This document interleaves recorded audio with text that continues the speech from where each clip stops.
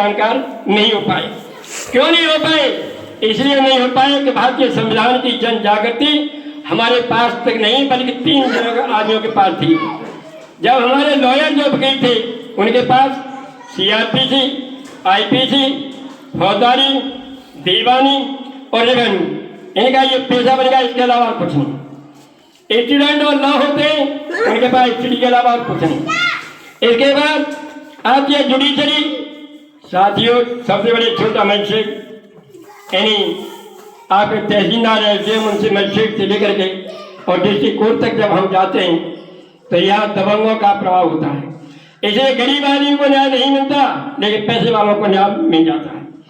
ऐसी स्थिति में जब कहीं किसी कारणवश एक भारतीय संविधान का सहारा लेकर के आदमी हाईकोर्ट और सुप्रीम कोर्ट तक पहुंचता है, तब कहीं उसे अच्छी तरह से न्याय मिल पाता है। ये जानकारी किसी के पास नहीं से मेरा और ये हमारा जो पदयात्रा चल रही है उसका ये उद्देश्य है कि इस संविधान की जन जागृति हम घर घर तक दवाई तक पहुंचाएंगे। क्योंकि भारत जब आजाद नहीं था उससे पहले हमारे सबसे ज्यादा धर्म का प्रचार था। हमारे जितने पूर्वज थे वे सब धर्म के बारे में जानते थे, 33 करोड़ देवताओं के बारे में जानते थे। लेकिन जब भारत आजाद हो गया, भारतीय संविधान बना, तो संविधान के आर्टिकल 13 में ये सारे के सारे 33 करोड़ देवता अंधविश्वास प्रति सब विदा हो गए, उनको सब छूट अंतर कर दिया, यानी 0 कर दिया गया।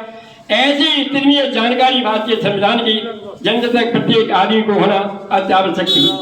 अब बात यह है कि देखिए, मैं आप लोगों के सामने कह रहा हूँ कि संविधान क्या चीज है। संविधान हमारे देश का ये जमीनी कानून होता है जो CRPC, IPC और हमारा इंडियन लॉ, ब्रिटिश लॉ और पर्सनल लॉ और हिंदू लॉ और क्रिश्चियन लॉ, जितने भी कानून होते हैं वे सभी कानून भारतीय संविधान के द्वारा समाजित होकर के संचालित होते हैं। अब मैं प्रश्न आता है कि संविधान की जरूरत क्यों पड़ी? संविधान की जरूरत केवल इसलिए पड़ी, ऐसे कौन सी?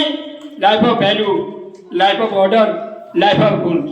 यानी जीवन क्या चीज है, इसका मूल क्या है, फिर जीवन की व्यवस्था क्या है, जीवन के उद्देश्य क्या है, इन जरूरतों के लिए भारतीय संविधान का निर्माण किया गया। ये है इसलिए संविधान की आवश्यकता। दूसरी बात, भारतीय संविधान भारत की जो संस्कृति है, भारत का जो सामाजिक सोसाइटी है, और जो सामाजिक चेतना को देखते हुए सामाजिक आवश्यकताएं, सामाजिक आकांक्षाएं और सामाजिक पीड़ा को ध्यान में रखते हुए भारतीय संविधान का निर्माण किया गया। इसलिए कि भारतीय समाज को आवश्यकता क्या है और उसकी आकांक्षाएं क्या है, उसकी प्रेरणा क्या है, इन चीजों को ध्यान रख करके भारतीय संविधान का निर्माण हुआ। और इस निर्माण के आधार पर हम लोग भूल गए, क्यों कि भारतीय संविधान की जानकारी तो केवल 3 जगह रही।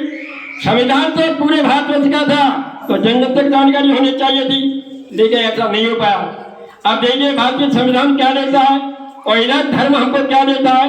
भारतीय संविधान हमें अच्छे कपड़े पहनने के लिए अधिकार देता है, गेहूं की रोटी खाने का अधिकार देता है, पढ़ने का अधिकार हमको देता है, शिक्षा संस्कृति शिक्षा रखने का अधिकार हमको देता है। और इतना ही नहीं, हमें प्रतिष्ठा अवसर के प्रदान करने की सारे अधिकार हमको देता है, स्वतंत्रता का अधिकार हमको देता है, समानता का अधिकार हमको देता है। इतना ही नहीं, जब शोषण के विरुद्ध अधिकार हमको देता है।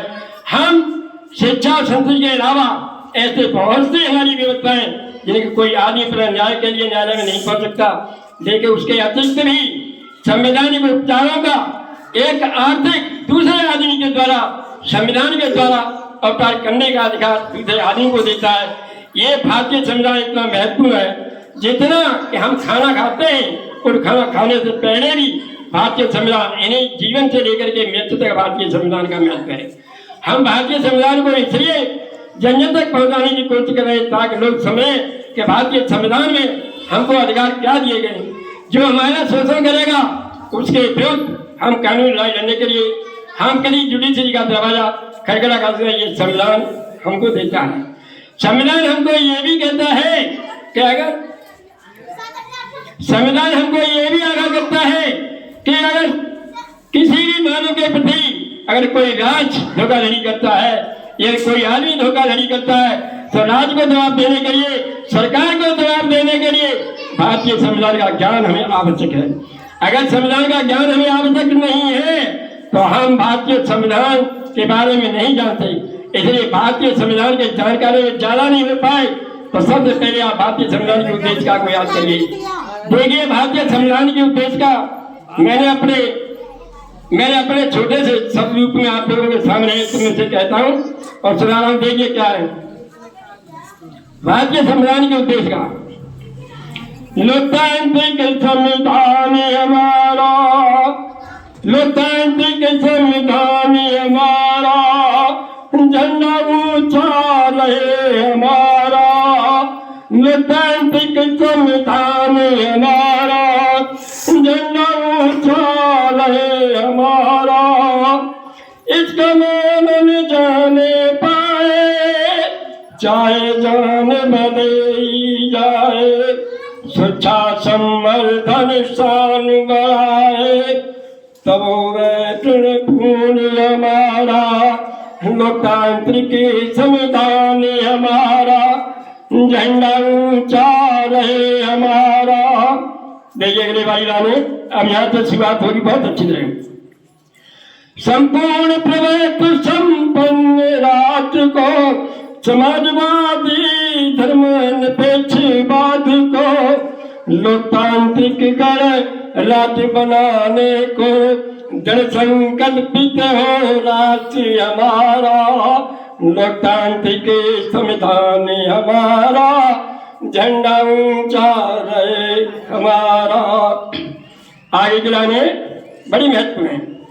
सामाजिक आर्थिक राजनीति को न्याय प्रदान हो नागरिकों को, विचार व्यक्ति विश्वास धर्म को और प्रार्थना की स्वतंत्रता को है लोकतांत्रिक संविधान हमारा, झंडा ऊंचा रहे हमारा।